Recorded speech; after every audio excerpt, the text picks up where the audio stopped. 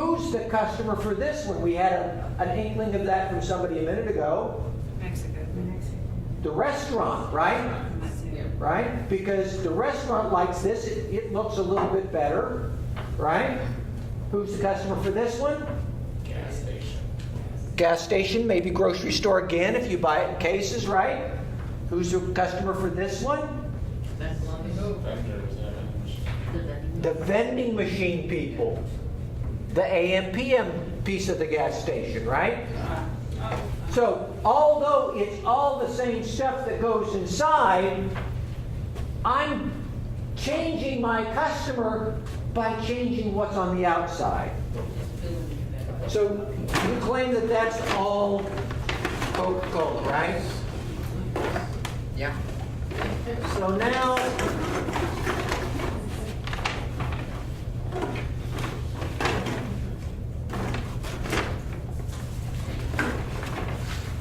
what's that? Is that Coca-Cola? It's water. Owned by Coca-Cola. Is it? No. So the bottle looks the same, right? But it's different, isn't it? Okay? But if I took the labels off, is that Coca-Cola or not? Okay, so what's important that we see in this thing to make sure we know this is Coca-Cola? The branding. There is that image that has been generated for us that said, if you have this nice pretty red label, it's got to be Coca-Cola. And if I actually screwed the top on this, you'd probably say, yeah, that's probably Coca-Cola because it's the right color, isn't it? That's all we got to do. Coca-Cola has done such a good job with us. Okay, so now,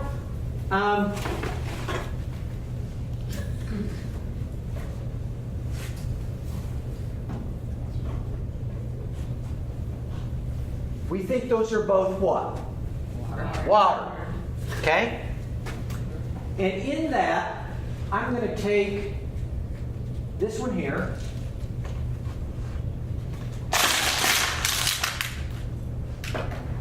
And I'm going to take this one here.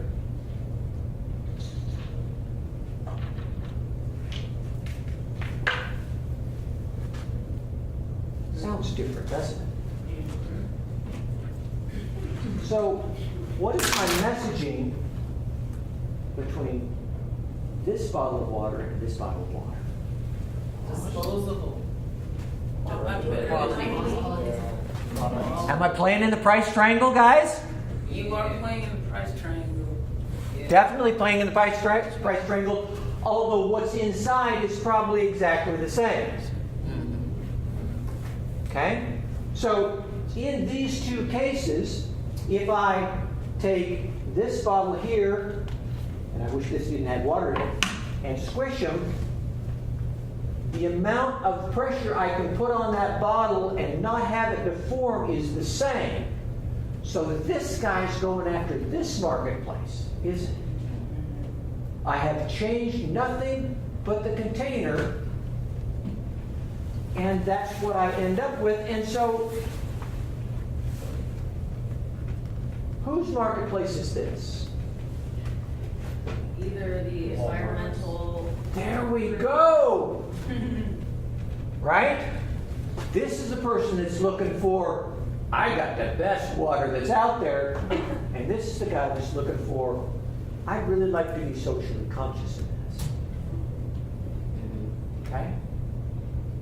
So, as you do your branding, and as you look at where you fit, and as you look at what you do, packaging will make a difference. And you've got to look at the way you present your materials, the way you package your materials, the way you show your materials to your customer. That's extremely important. So for the example that you crushed, you might think of that as a lower price point because it's cheaper material, but you can position it as actually higher quality because what I value is the environment. So you turn it a little bit. You bet. You bet. You know, I have got this, and if I look at the amount of plastic in the cap, and as I look at the store I will approach, So you just knowing who your niche is. it's delving into that niche and finding out who that ideal customer is and finding out what their values is. And if we go back to the look good, feel good, make money, save money, the end result of the person that buys this for environmental reasons, why are they buying it? Feel good. Feel good. I mean, I think I just know why it's cheap. And that's fine. And those are both viable customers, but you've got to choose how you're going to message it. Okay? You're talking to your customer. That's what marketing is. We started with what we do. We're now looking at how the customer sees us, and we have to tell the customer what we see. I've got some. If I look at this, this should be obvious. It says right on this, tastes good, ice cold. Do we need to be told that? Is that a hard one to think about? Is this something that we need to be educated about? But it's the messaging. Coca-Cola puts that on the side of the can for a reason. Because they want to resonate to make you believe that they know and you know the same thing. There is no message that's too simple for the customer. Now that doesn't mean that you put every message on everything such that there's so much to read that the customer gets bored. But you have to really look at what it is you're trying to say and where, and you have to start with the product, features and benefits, get to where you are and what you're going to do with that, and now your messaging has to include where you fit here as well as the benefits to the customer. That's the message that you've got. Okay? This is the hard thing in small business. This is the hard thing. You have to get to your customer. You have to make your customer understand who you are, and you've got to talk your customer's language in that conversation.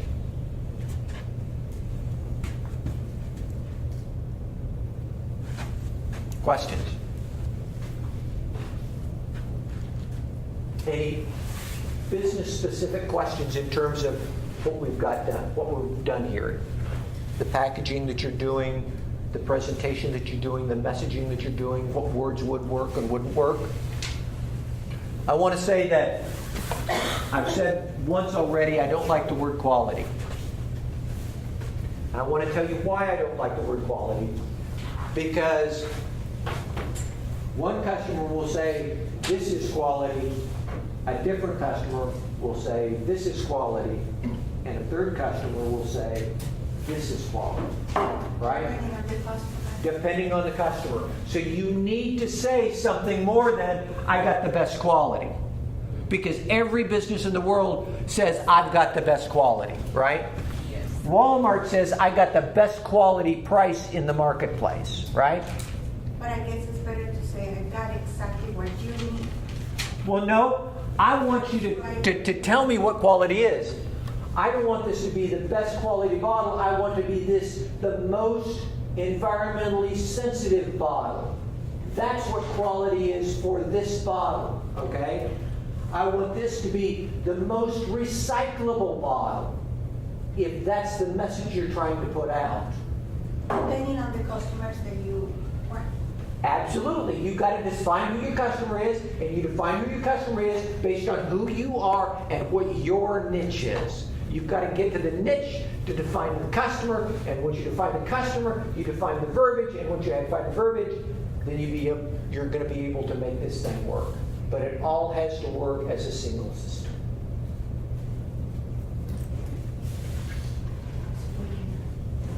Okay?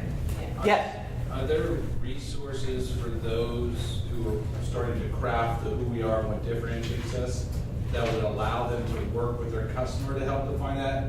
Like if they're gonna bring customers in for like a focus group, or we want you to respond to a messaging. Are there resources that could help with that you might be able to point them to, or? Not specifically. I mean, they're the So the best thing to marketing. do is to really be listening. Well, the marketing industry is huge. Yeah. Okay, there are people that make huge amounts of money just to decide what the shape of the bottle is. I mean, I look at these bottles, and this bottle here. I mean, so I've got some more bottles down in here. Okay. We've got all kinds of different shapes of bottles. Why do they choose the shape of bottles they choose? Why are there clear ones and dark ones? I mean, there's big reasons to do that. There's color reasons. You know, why do I put cherry blossoms on this where this is green tea, right? All of those messaging things are important. For most businesses, I like them to go to their customer and say, what do you want? Why do you buy from me? How can I make it more what you want, more specific to your tastes and needs and desires? So the best resource, ask. Yes, you bet. Ask. Just go out and ask. Okay? So we've been through these two pieces. We're now to promotion. We've defined who our customer is, right? We defined what we want to say to the customer. Now, promotion is how the customer wants to hear it. Where is the customer going to want to hear about your product? In what method is the customer going to want to hear about your product? Is it going to be email? Is it going to be an example video? Is it going to be a sample? Is it going to be print advertising? Is it going to be a TV commercial? Is it going to be a podcast? How's your customer going to respond? Is it going to be a store?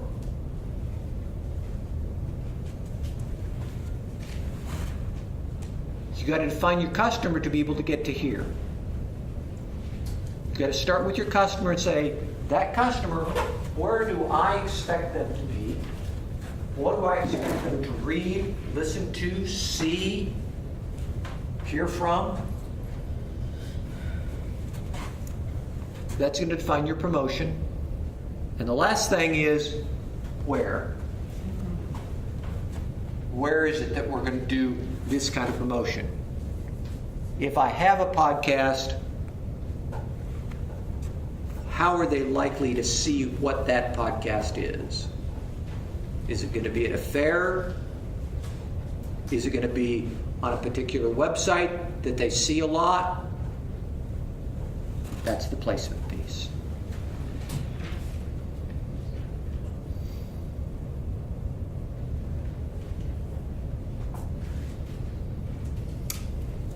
At this point, I'm at sort of at a stopping point. I'd like to take open questions for a little bit.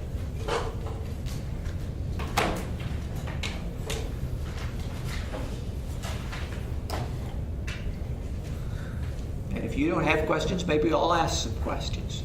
Okay? What would be your advice for, like, we never advertise, Okay? but we get business somehow? Good. Yeah, Word of mouth. but not enough to grow. Okay? So, because our business is actually a video product, what would be your advice to say, probably you should try this or that? Go. So tell me who your ideal customer is. King County. King County. Okay? They want to reach the Latino community through educational videos. Okay? So King County has a need.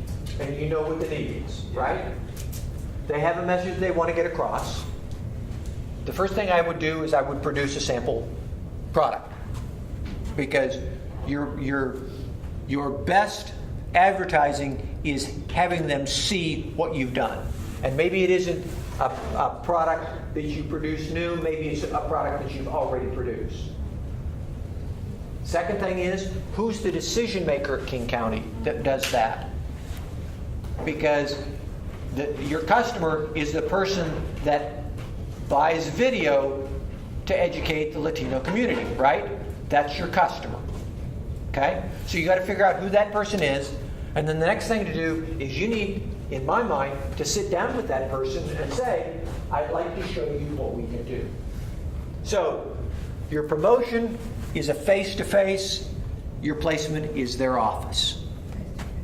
Okay. That's what I do. But let's open up your marketplace a little bit more than that. Let's open up your marketplace to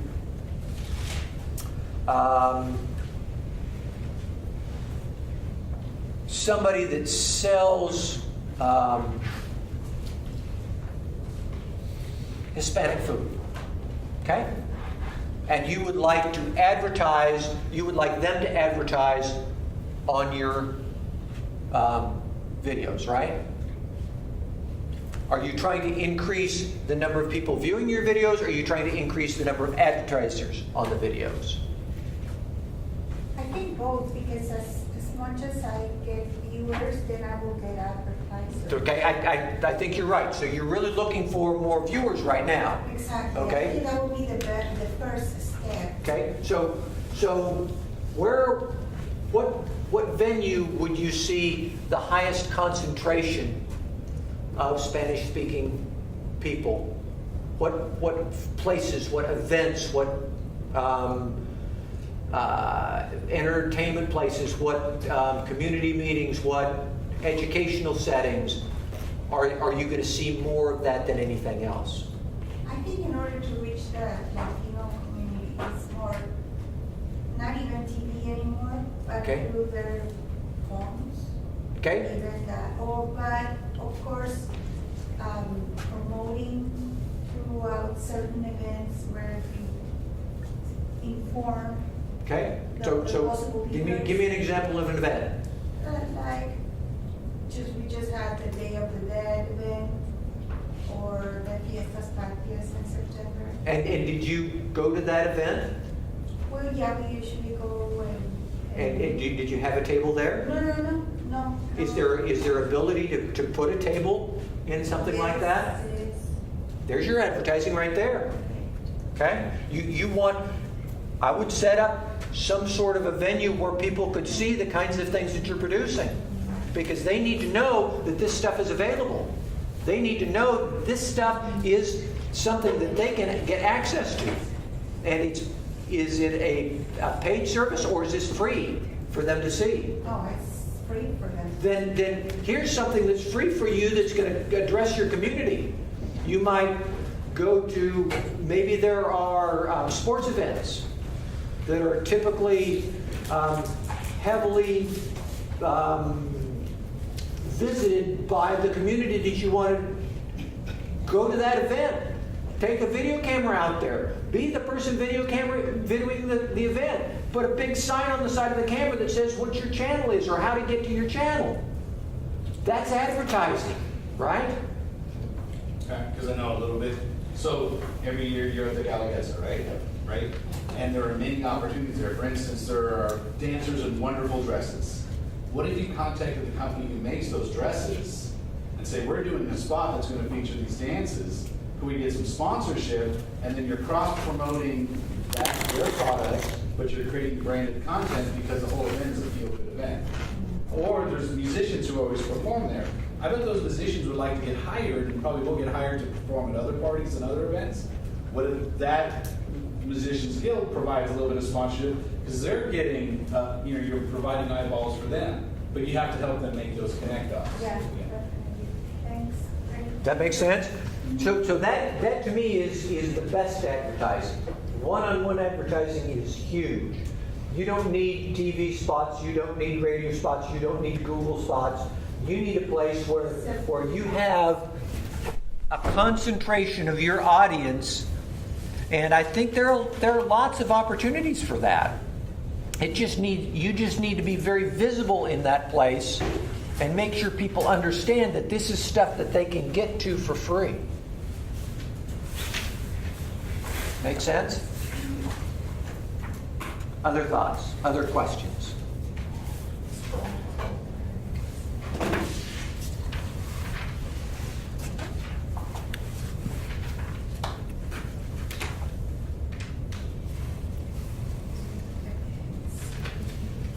Raise hands. Who is primarily a business to consumer vendor? Business to consumer. The people that pay for your service are the people that actually use it. Okay? So we have more business to consumers. Who's business to business?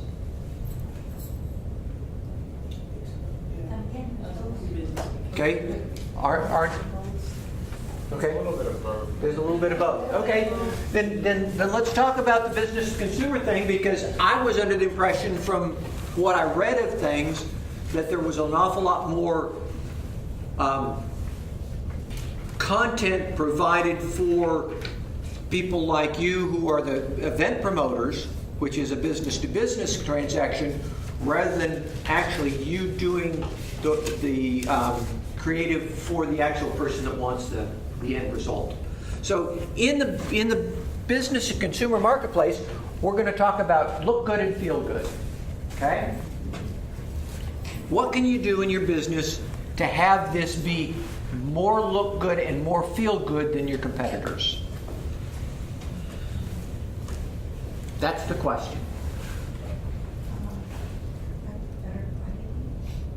Pardon me? A better quality. Better quality? And you know I don't like that word quality, right? So what does better quality mean? Like a more efficient production or Okay, are we talking about product. more clear video? No, we're talking about probably better content. Okay, so a more specific content in your product. Okay, so do you see where we've changed that in terms of better quality to more specific content? And that's something that's important. Now, that's what we do. How do we put that in customer language? Because that's what we do. What's the benefit of that to your customer? Like for instance, bringing a product in which the customer feels identified with. There we go. And Video that shows your community. exactly. And so that's the feel good, right? That's the feel good. That's right. You bet. That's exactly what that is. It makes me feel good because my community is represented and I'm seeing my community. Make sense? Anybody else want to try that same thing? We've got about 10 minutes. The look good could be like a company that wants to be shown as trying to reach out minorities or certain Sure. problem. The image thing is very important. You bet. Like it look good. Well, I mean, typically in the look good, a lot of things like clothing, automobiles, jewelry, that's all look good, right? That is an image thing. Oh, okay. The Starbucks cup in my son's hand in school, that's look good, right? You know, it's how I'm producing my image. Yes. Exactly. So if you're selling to the consumer, if the consumer is your person, how are you going to make them look good or feel good? And how is your language in terms of what you're saying to them that you're going to give them, make them feel like they're going to look better or feel better? That's the question.